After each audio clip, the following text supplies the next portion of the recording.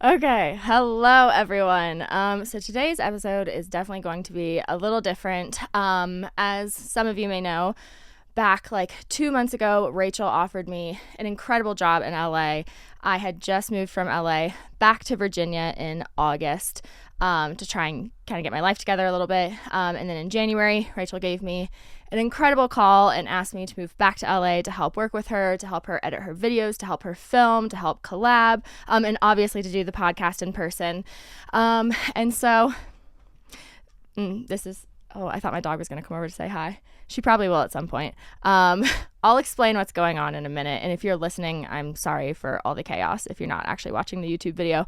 But this is going to be a solo episode because I'm currently, because of this great job that Rachel offered me, I'm currently driving from Virginia out to California. I'm doing this massive road trip because I refuse to fly my dog Daisy on an airplane because I'm overly attached to her and I'm scared she'll die in the cargo hold. Yay, intrusive thoughts. And so I'm in the process of driving from Virginia to California. We're on day, I want to say 6 or 7 of driving. And I decided the one fun thing that I wanted to do on my cross-country road trip, because every day I've just been booking it. I've been driving like 7 hours a day just to hop from city to city. I'll stop at a hotel, I'll sleep for a little bit, and then, I'll wake up 6 hours later and then do another 7-hour drive. I decided to treat myself. I was like, Emily, by the 6th or 7th day, you're going to need a little break. You're going to need a little something to give you pizzazz. So I decided to kind of go off course a little bit and stop at Zion National Park and hike and explore and just get like back into nature and kind of just like revitalize. Is that a word? Revitalize? I don't know. My brain is not working. My brain is not working at this point, but I felt the need to I'm going to go with the word rejuvenate myself after sitting in a car for 7 hours a day, only eating fast food with my dog who hotboxes me in there with her stank. I decided, you need some fun. And so anyway, long story long, I'm in Zion right now. I originally booked an Airbnb. You can't really see it that well in the video. Maybe I'll insert like a little picture of what it looks like, but I decided I want to book like a really cool Airbnb instead of being stuck in a hotel room again. And so I'm at Zion Wildflower Resort. And if you want to look that up on Google, just type in Zion Wildflower. This is usually where Rachel tells me, Emily, take a second, pause, catch your breath. She's not here to do that. This is a solo episode, people. I just need to remind myself. But if you Google Zion Wildflower Resort, you'll see what I'm talking about. They have these wagons. I'm talking like Oregon Trail covered wagons that you can stay in as an Airbnb. And when I was booking it, I was like, all right, I need to make sure it has Wi-Fi so that Rachel and I can podcast. It said Wi-Fi included. What we found out when we checked in was that the Wi-Fi is included in the office, which is about half a mile from here, but not in the wagon. I'm not sure what I was thinking there. I was, having a little good faith. So that's why this is a solo episode. Basically, Rachel and I were supposed to record on Saturday night. We check in here. My friend and I check in here at like 9 p.m. on Saturday, and we were supposed to record at 10. We get into the wagon, and she's like checking to see what the Wi-Fi is and how we get connected to it. And when I step in with all of our bags, she's like, hate to break it to you, bestie, there's no Wi-Fi. So I forgot to silence my phone. I had to call Rachel and basically be like, here's the thing. Can't record. And so she was like, well, I leave for Europe on Monday morning. And I was hiking. Yesterday was Sunday. I was hiking all Sunday, like throughout the park, and didn't have any service. So she was like, why don't you do a solo episode? That would be kind of fun. And me with my anxiety, I said, of course. So we're going to see how this goes. I'm already off to a really great start. We're 4.5 minutes in. I've just been rambling this entire time, but I wanted to give a little explanation because if you're watching the YouTube video, obviously my background is weird. It's weird not having Rachel here. If you're only listening, I'm sure you're thinking to yourself, why is Emily doing this by herself? Where is Rachel to keep her in line? Where is Rachel to keep her on track? Where is Rachel to calm her anxiety? Rachel's on a plane to Europe. Must be nice, bestie. So anyway, that is the explanation as to why I'm doing a solo episode. We're going to see how this goes. I'm having faith in myself. I'm going to say it's going to be okay. I'm nervous enough to do this when Rachel's here to banter with me. And now I'm just talking to a camera by myself. So bear with me. Please be nice or else I'll cry. I might just cry anyway. We'll see. That's kind of like my vibe. Anywho, all right, let's hop into it. I'm gonna be like referencing my notes. It's not exactly right next to my camera, so if you see me looking down, that's what I'm looking at. And if you're just listening, just keep vibing. All right, let's see. I think what my game plan is I'm going to report the news, and then maybe I'll answer one or two questions at the end. And yeah, we'll see. Okay, so for the first news story, we have a heavy one, but it's obviously one that needs to be addressed, and I got many requests asking me to cover this. So on May 24th, an 18-year-old gunman entered an elementary school in Texas through an unlocked door and killed 19 children and 2 teachers. I'm just going to kind of report on the facts first, per usual. So we know that the police that arrived on scene waited a substantial amount of time before taking action and breaching the classroom that the gunman had barricaded himself in. There were reports of parents begging the police that were standing around in the parking lot to storm into the elementary school and help their children, and they just continued to stand around for a bit. As of right now, we don't know what the motive was. We do know that President Biden also flew down to Texas to meet with the families of the victims, as well as Meghan Markle. She made an appearance and visited the town to donate food to the volunteers. On the more political side, we have members of both parties expressing willingness to pass legislation to address school shootings, but there's still really no plan in place. Okay, so that's where I'm stopping with the facts. Now I'm going to shift a little into my call to action side, which I'm sure you know is my entire personality at this point. So if you're interested, there are ways that you can help. The biggest one being that you can call your representatives and demand change. Large-scale change does not come from reposting memes on Instagram or commenting and getting in Facebook fights. Change comes from the ballot box and by voicing your opinions to your political representatives. And that's really what holds all the power in this country to make change. So, it's just like these few politicians, these very few individuals who are voted into office decide the entire fate of this country and are solely responsible for our laws and our policies and dictate like how we function as a society. So if you want to make a real difference, start there. Vote if you can. I know we have a lot of young listeners. So obviously there's things you can do as a young listener, which would be more on the conversation side, so having conversations with people, keeping yourself educated until you are old enough to take action through your voting. The best way to do it is to vote and to call the offices and to make your voice heard. So educate yourself on who stands for what, who's being represented and paid for by what, and use your most powerful tool wisely. Another huge way you can make an impact is by donating money. The first line of support in situations like these is to financially support the families of the victims. And there are several GoFundMes that are already set up that have been, started and have a really good head start on making a good chunk of change. And I can link those in the description. So if you're interested in donating, those will be right there and easily accessible. I had a bunch of people asking me to state my opinion on why I think this happened and what this country can do differently. But honestly, like I was sitting here because I had so many DMs of people, sending me these news stories or sending me comments that Governor Abbott said, or, just sending me, I don't know, my inbox was just flooded with material of people being like, please report on this, please give us your opinion, please let us know what we can do. And at this point, it's just like I feel like I'm spewing what you're already hearing, because as a society and as a country, we know exactly what we need to do. It's just that the politicians are not willing to do it. And so I'll give you like a brief overview in case you haven't heard these opinions before, but it's not like I'm like holding on to anything revolutionary. I agree with the general public that we need stricter gun laws, that we need our government to step up and protect us, that we need to completely ban assault rifles, because I don't understand why any individual in this country needs to be able to have their hands on a weapon that can fire multiple rounds within seconds. When these laws and like when these amendments were written, it was back when we had weapons that weren't able to mass kill. And so when they first wrote about, the right to bear arms and the right to defend yourself, they were talking about these certain weapons where it takes seconds, if not a minute, to load them. You can only fire one round at a time. There's a very small amount of bullets that you can have in these weapons. And that's when these amendments and laws were created, when it was when they were talking about weapons like that.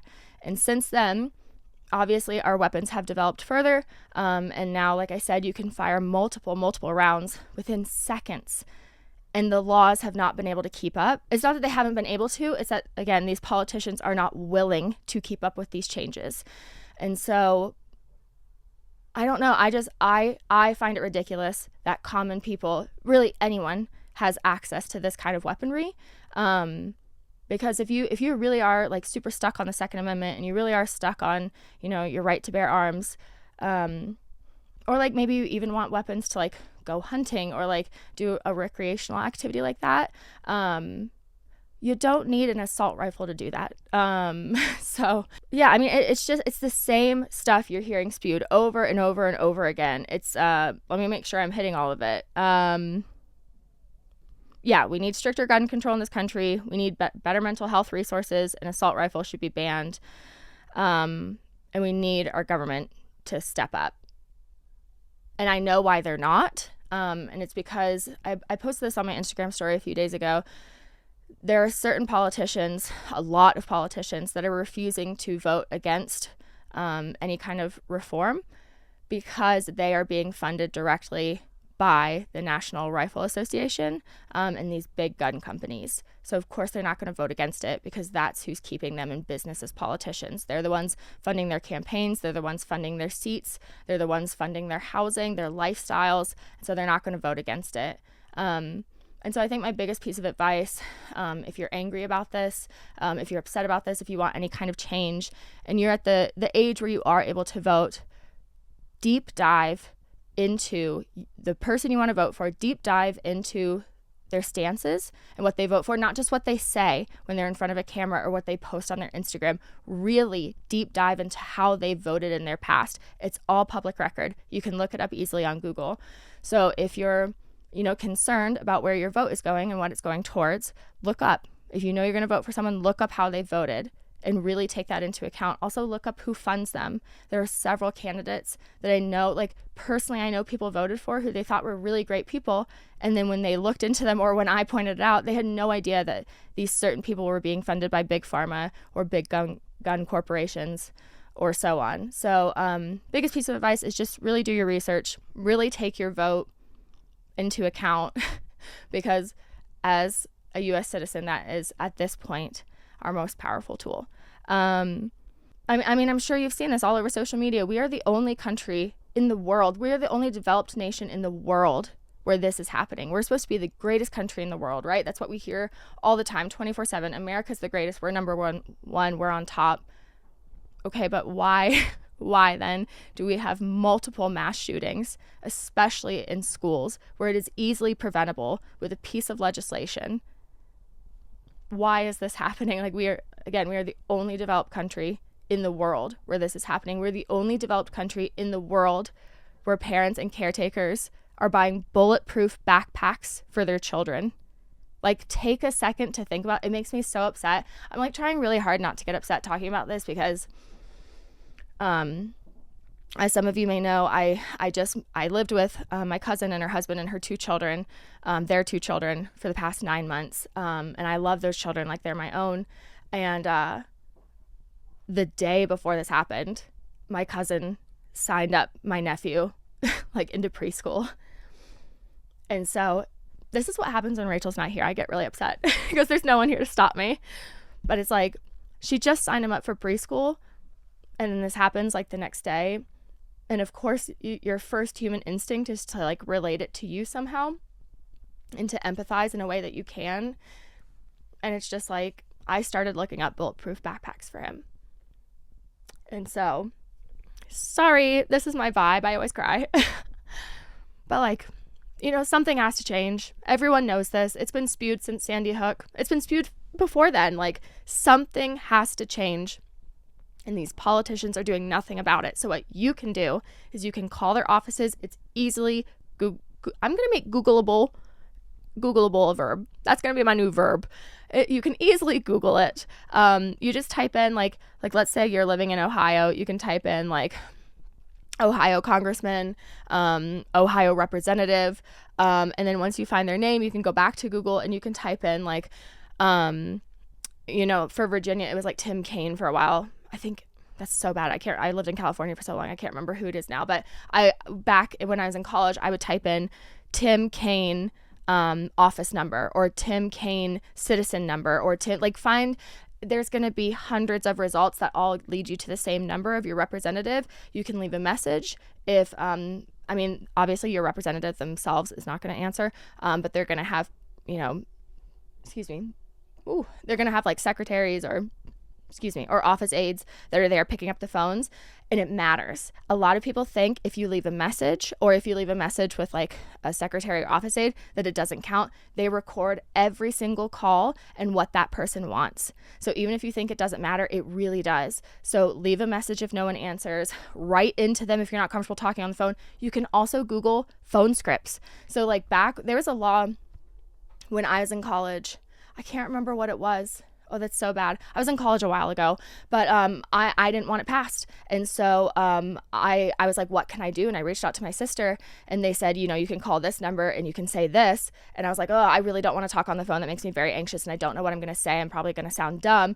And they were like, no, here's a phone script. So you can even type in like gun legislation phone script. And I'm sure there's going to be like hundreds of them that pop up that'll tell you exactly what to say. And every time you call, every time you leave a message, every time you bug them, they record it down. And then that information is brought back to your representative, and your representative can see, 523 people today called and said they wanted me to vote against this. So if you can't vote, you can call in. If you're underage, you can call in, and you can say what your opinion is. If you can vote, go vote. I'm sorry I've been rambling about this for so long, but as you should know by now, politics and crying and anxiety are my 3 top personality traits. And it's just to have this amount of like platform and privilege in order to like speak to you all and like be able to reach so many people, and to not push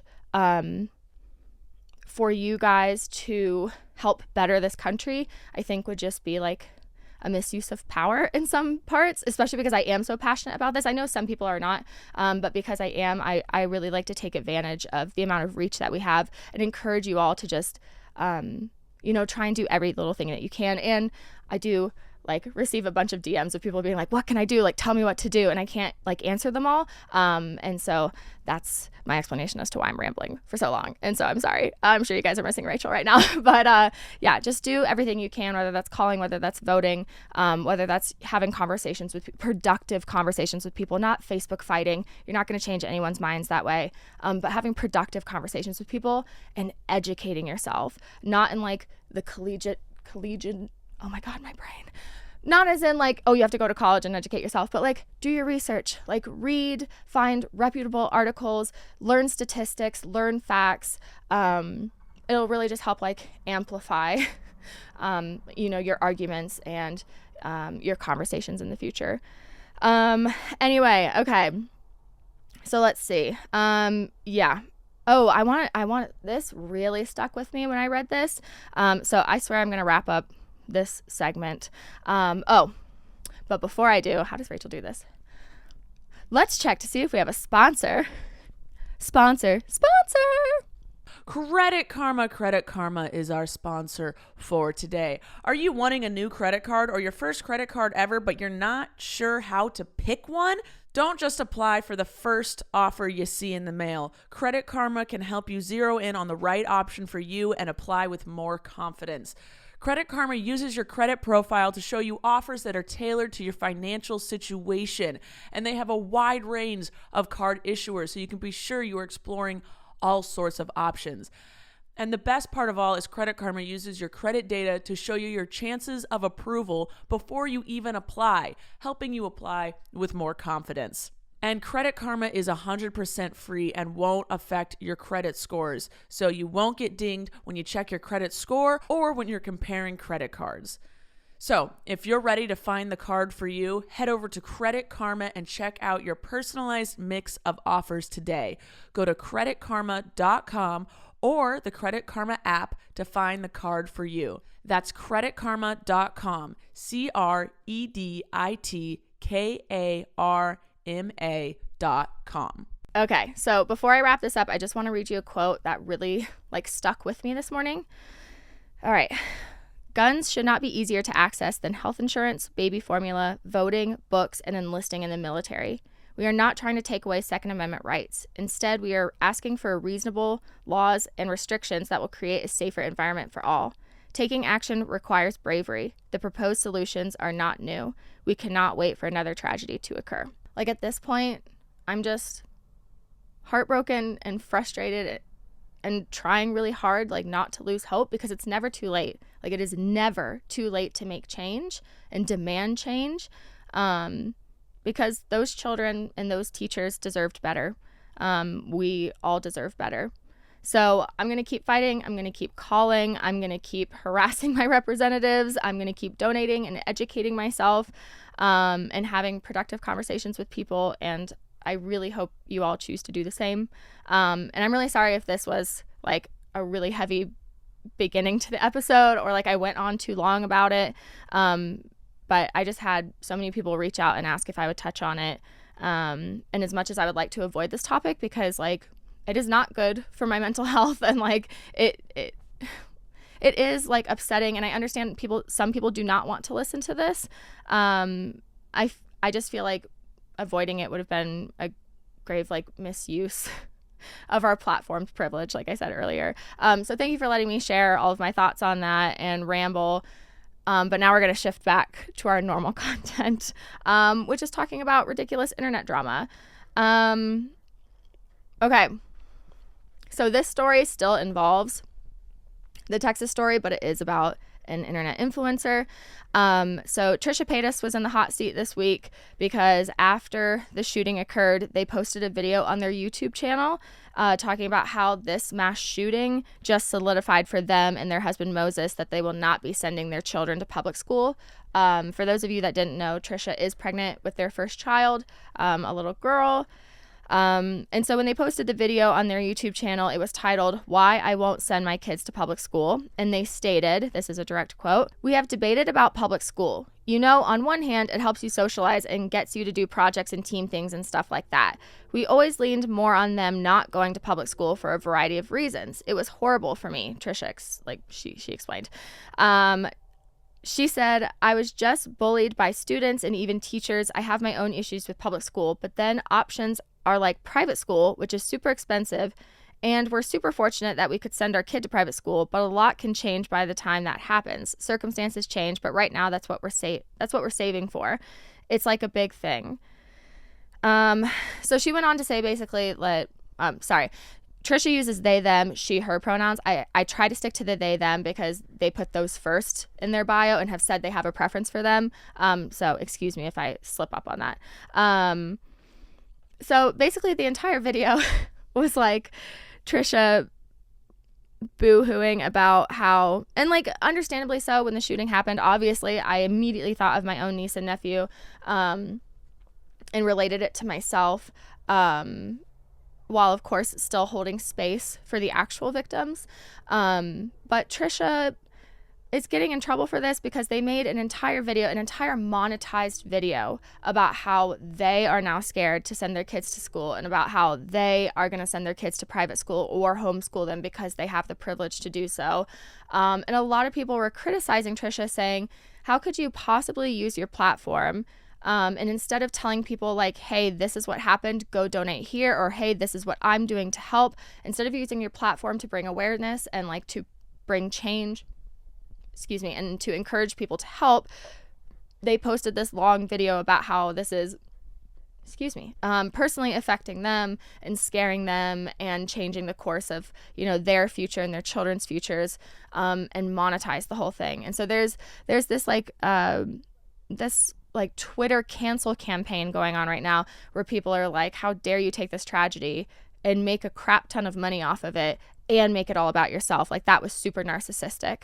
I do have to say that they did address in the beginning of their video, they said, okay, wait, before I hop into the rest of the story, I did miss something big. So another reason that there's this Twitter cancel campaign going on and they are getting so much backlash is because 2 days before the shooting and 2 days before they posted this video, it's so ironic. They tweeted out on May 22nd, I feel like I'm the only one on Twitter completely disinterested in politics. Like, I hate hearing political takes. LOL. Maybe I'm just an idiot, ignorant / both. I don't comprehend anything anyone says about parties, laws, bans, etc. I'm the perfect example of not everyone should vote. So I will throw a little bone here. Before they hopped into their video talking about why they weren't going to send their kid to public school, they did say, basically, I don't like to hear about politics. I said it's probably because I'm ignorant. I just don't want to learn about it because it makes me so depressed. And obviously, it was taken like, well, you're privileged. Obviously, it doesn't affect you. Your privilege is taking you and your kids to private school. I understand that. I totally do. So before she hopped into this long video about, I'm never sending my kids to public school because this was so scary, blah, blah, blah. They did say, they did criticize themselves in the beginning. Not that it's a pass, but they did criticize themselves a little bit in the beginning, saying basically I do realize I'm uneducated and that I don't have an interest in this kind of stuff. But that doesn't make it right, okay? So I get infuriated when celebrities and influencers and these super powerful people that have these massive platforms with so many, an incomparable amount of easily influenced people that follow them. It infuriates me when they push this narrative of politics being too complicated or too depressing to understand or to get involved in. Because yes, politics can be complicated. The government purposely likes to keep it that way because if you have your general public confused, they're easily controlled. And I know that sounds like a conspiracy theory. It's not. But that doesn't mean that you shouldn't try and that you should say statements like that, because their main audience is teens and young adults. And so when you say broad statements like, I just don't care about politics, it's too hard to understand, it's too confusing, it makes me depressed, some of your listeners are going to take that as permission to do the same. And it's this is the time to encourage your listeners to step up and take action, not to tell them and give them permission to think that it's too confusing and that they shouldn't try. I get so infuriated about that because there's so many different resources out there that break things down so easily so that people can understand. That is how I educate myself. I mean, I talk with my family who are super well educated on this stuff, and I have them break it down very simply for me because I do admit some of the articles are hard to understand. Some of the backstories are so complicated and there's so many factors that go into it. Sometimes you can't get to the end and understand how we got to certain places. With the whole Roe versus Wade, I had so many people reach out to me and be like, I don't understand where this started. I don't understand the timeline. I don't understand how we got here. I'll give you that. It's complicated. It is difficult to navigate through that, but there are so many free resources online that break it down step by step by step that make it so easily understandable to someone that's not super involved in politics. And that's what I do. I talk with my family. I have them I literally message them all the time and I say, explain it to me like I'm 5. And they do. And it's really easy for me to get. And I'm not saying I get the whole picture, but I get enough where I can form an educated opinion. There are YouTube channels out there that break it down for you. Philip DeFranco's a great example. He'll break things down for you. I'll try and find a couple more examples. But there are resources out there. So it's just to one more time punch it in there, your one duty as a citizen is to use your vote as a weapon for change, and to ignore that fact or to laugh about how it's just too much or how it's too depressing for you is not the vibe. So I'm going to leave it at that. It's not the vibe. Obviously, we function on two different levels. I'm like, go out there and get them. And then there are some people that are like, LOL, I just don't get it.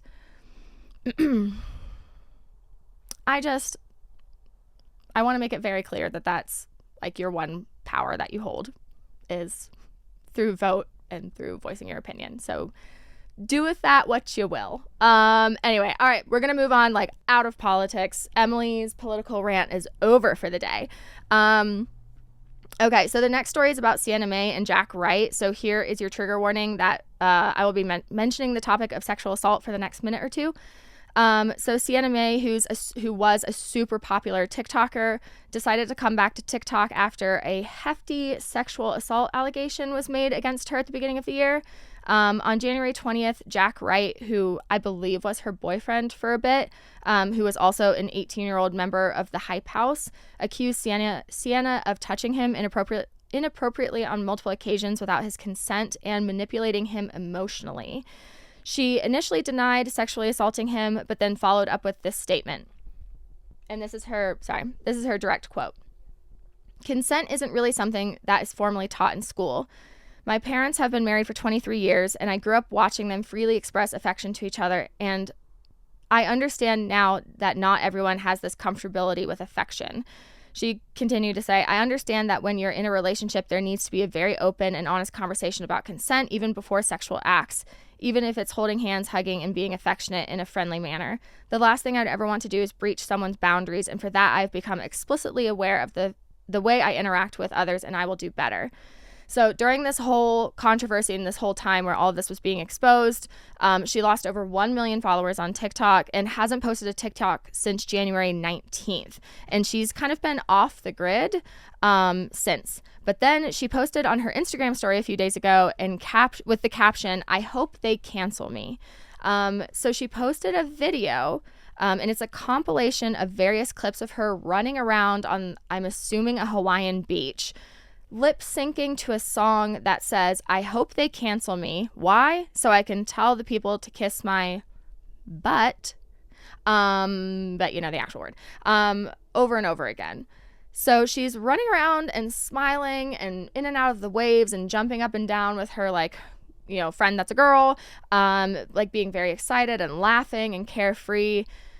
And the whole thing was very strange and kind of unexplained and a little inappropriate and, like, left a bad taste in my mouth. And I don't know if she's making fun of the fact that, like, she got canceled or, like, if this is some PR stunt or both. But it was very strange and I didn't know what to make of it. So, like, if you have an opinion or you have any more information, feel free to share it because I'm just confused.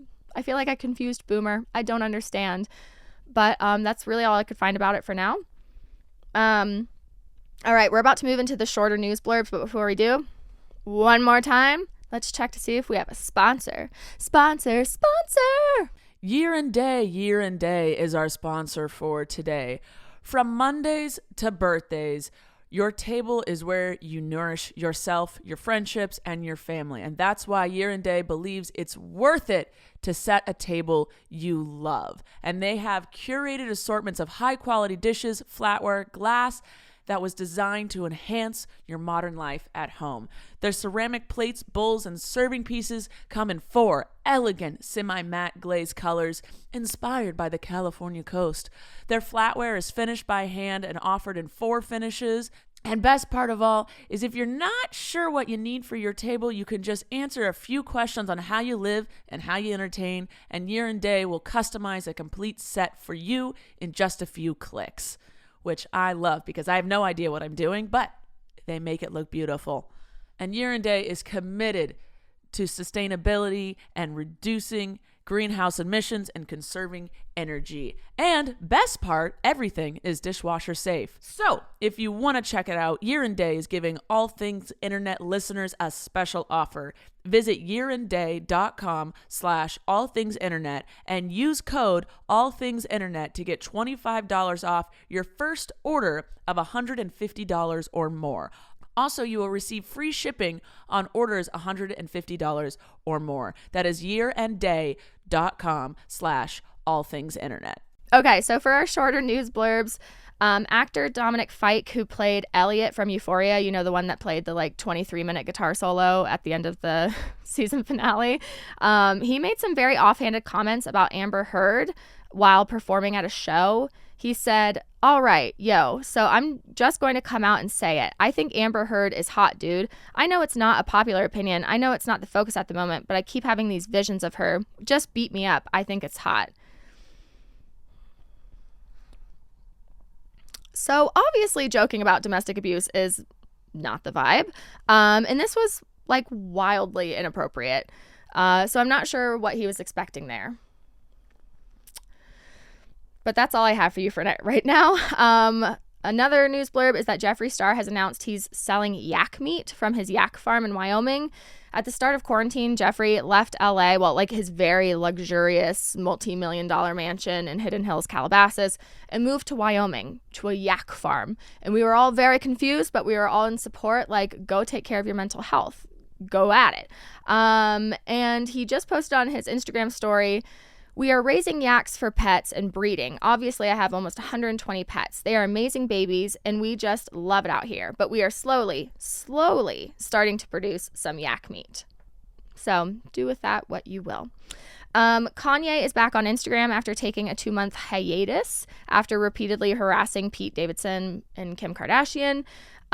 He came back by posting a picture of, you know, those boxes that Big Macs come in at McDonald's, like the cardboard boxes. He posted a picture of one of those, but it was a very custom looking burger box. And he posted it with the caption, "Ye teams up with industrial designer to reimagine McDonald's packaging," and then posted the picture on his Insta story with the words, "Next week." And McDonald's has done collabs with celebrities in the past. Like BTS is a great example. They created I want to say they created a special meal for them. I don't know if they've ever done design collabs before, but Ye's getting to it, I guess. Our last little news blurb is that Kourtney Kardashian and Travis Barker just celebrated their 3rd and final wedding this month. They got married, with air quotes, in Vegas, but the ceremony wasn't legal because they didn't have a marriage license. Then a few weeks later, they got married again in Santa Barbara at a courthouse, and now they're celebrating with all of their friends and family in Portofino, Italy, and they just had their 3rd and final ceremony with their closest friends and family. And it looked really pretty. And yeah, okay, so I think that's it for the news. Again, I'm sorry for my rant at the beginning, but like not really, because it's like we need to be having these conversations and talking about this stuff. And like I said, I have such an incredible privilege being on this podcast and having this reach that, you know, I feel like it's almost a duty that I enjoy. Obviously, I don't enjoy talking about all the bad stuff, but I enjoy helping educate our listeners and like really pushing for change. So I always appreciate you guys being so nice and so like receiving with that, because I do struggle obviously with my anxiety. I'm like, am I being too much? Is this too annoying? Is this too depressing? But you guys always just give the nicest feedback, and you're so appreciative. And so like, I know everyone says this, but like I truly mean it, like how much I appreciate our audience and how incredible you all are. And you've just been like so welcoming, and I don't know, you guys make me sappy. Anyway, so instead of answering a question, I decided when we were taking a little sponsor break that instead of answering questions, I'm going to tell you some interesting facts about me so you can get to know the true Emily Brostaff a little bit better. Doesn't that sound interesting? I think so. All right, here we go. Okay, so I grew up in Virginia for 28 years. I lived there. Yay me. I was a competitive gymnast for a really long time, and I was pretty good at it. And now I can't even do a cartwheel without pulling a muscle. Growing up, are you ready for this? I had 5 cats, 2 gerbils, 2 guinea pigs, 1 mouse, 1 dog, 10 tree frogs, and a pet hedgehog named Peter. I went to college for history and digital studies and thought I would spend the rest of my life working in a museum until I took a nannying job to hold me over while I waited to hear back from museum positions, and realized I got paid a lot of money to do it, and it was incredibly fun. I got paid to watch kids' movies and go to theme parks and eat candy. People pay you to do that. They pay it. Anyway, so then I ended up being a full-time nanny for 5 years after graduating, and have never used my degree. Yay. Anyway, I'm recently divorced. Woohoo!